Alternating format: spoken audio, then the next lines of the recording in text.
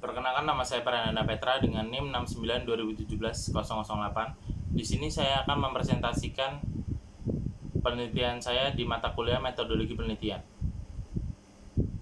Judul dari penelitian saya adalah Perancangan User Interface dan User Experience Aplikasi Museum Keris Nusantara. Lalu apa sih Museum Keris Nusantara itu? Museum Keris Nusantara adalah museum satu-satunya di Indonesia yang memajang atau menampilkan keris-keris buatan Indonesia yang berlokasi di Jalan Bayangkara nomor 2, Sriwedari, Kecamatan Laweyan, Kota Surakarta, Jawa Tengah. Museum ini diresmikan pada tanggal 9 Agustus 2017 oleh Bapak Joko Widodo serta para aktivis-aktivis keris di Kota Solo. Isi dari Museum Keris ini sendiri adalah keris-keris hibah dari penduduk-penduduk sekitar dan keris-keris karya dari leluhur-leluhur yang usianya 100-200 tahun yang lalu. Di masa yang sekarang ini, perkembangan informasi juga sangat pesat. Media-media elektronik banyak digunakan dalam menjalani keseharian, terkhusus pada masyarakat Indonesia. Penggunaan gadget, terutama Android, sangat besar pasarnya, apalagi di kalangan anak muda, untuk menemani keseharian mereka dan dalam aktivitas mereka sehari-hari. Masuk ke permasalahannya. Pertama, budaya yang beralih fungsi. Budaya di Indonesia telah mengalami banyak sekali alih fungsi. Mulai dari keris contohnya yang awalnya adalah senjata buatan leluhur yang digunakan untuk berperang dan melawan musuh, saat ini telah beralih fungsi menjadi aksesoris pelengkap pakaian adat, seperti contohnya di suku Jawa digunakan saat acara-acara resmi atau formal. Sebenarnya pengalihan fungsi ini sudah diangkat media seperti di berita-berita agar budaya ini sendiri tidak tergerus zaman dan akhirnya hilang. Tetapi hanya diberitakan melalui media-media seperti koran maupun artikel-artikel yang ada di internet. Seperti Museum Keris sendiri telah mengalami banyak sekali pembaruan. Karena museum ini tergolong museum yang muda karena didirikan tahun 2017, sebenarnya Museum Keris tetap mengalami kekurangan pengunjung, khususnya pada target audiens mereka, yaitu adalah anak SMA, pelajar SMA. Lalu apa sih yang membuat Museum Keris ini kurang? Karena generasi yang saat ini adalah generasi yang tidak mau repot, serba instan. Menurut survei yang saya lakukan, kebanyakan dari mereka adalah anak-anak yang tidak terlalu menyukai sejarah. Tapi di balik itu, mereka ingin mengetahui hal-hal yang baru. Seperti pada saat saya melakukan survei, mereka mengatakan bahwa mereka belum mengetahui Museum Keris itu seperti apa.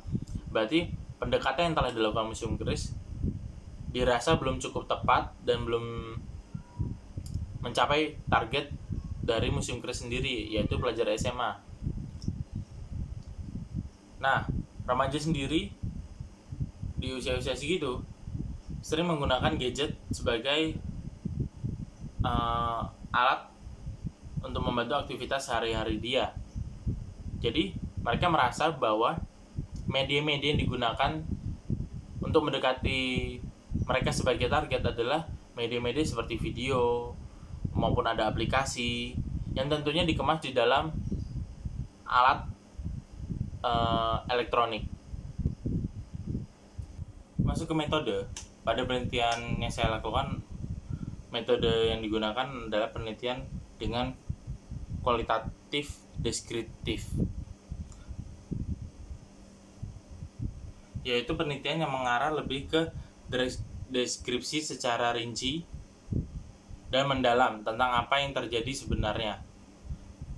Jadi penelitian ini lebih mengedepankan wawancara dan survei langsung terhadap objek maupun subjek dari penelitian ini sendiri. Lalu alur penelitian yang digunakan adalah alur dengan penerapan design thinking untuk memecahkan masalah yang lebih kompleks, karena dari permasalahan ini sendiri melibatkan suatu pihak, museum dengan remaja, yaitu yang dua-duanya adalah manusia. Dalam design thinking membutuhkan objek dan subjek. Jadi setelah penentuan objek dan subjek dari penelitian ini, juga melakukan pencarian sumber data melalui wawancara yang mendalam, menentukan insight dari target audience, dan juga menentukan sasaran dari penelitian ini. Dan tahap-tahap yang dilakukan pada design thinking adalah seperti empatis, yaitu tahap pertama dalam proses ini untuk mendapatkan pemahaman tentang topik permasalahan yang ada, yaitu Museum Kris. Permasalahan adalah berkurangnya pengunjung Museum Kris Nusantara yang ada di Solo. Juga menentukan latar belakang masalah yang akan dijadikan objek perancangan. Lalu tahap kedua ada namanya define. Define ini adalah validasi data yang sudah didapat. Data-data yang sudah saya dapat melalui survei dan wawancara dan observasi, data-data ini divalidasi ulang apakah benar kebenarannya, yang lalu nanti akan berlanjut ke tahap ketiga, yaitu adalah ideated. Ideated ini adalah menemukan ide untuk pemecahan masalah. Bagaimana solusi yang akan ditawarkan untuk memecahkan masalah yang sudah tervalidasi tadi. Jika di tahap ini mengalami hambatan atau hasil yang ide yang kurang memuaskan, maka akan mengulang lagi ke bagian empatis maupun define. Jika di tahap ketiga ide sudah didapatkan, lanjut ke tahap keempat, yaitu prototype, merancang suatu konsep media yang akan digunakan, yang akan diterapkan agar pemecahan masalah ini bisa diselesaikan, yang nantinya akan dilanjutkan ke tahap tes, di mana dalam tahap tes ini menentukan usability suatu pemecahan masalah, suatu konsep media yang dites. Jika mengalami kesalahan lagi, maka akan mengulang lagi ke tahap sebelumnya, seperti itu. Jika semua sudah benar, maka baru masuk ke tahap implementasi, yaitu penerapan dari konsep yang sudah dibuat medianya.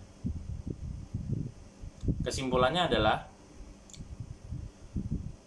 perancangan user interface dan user experience ini berupa gawai yang belum bisa digunakan, tetapi bisa menjadi solusi atas berkurangnya pengunjung yang ada di museum,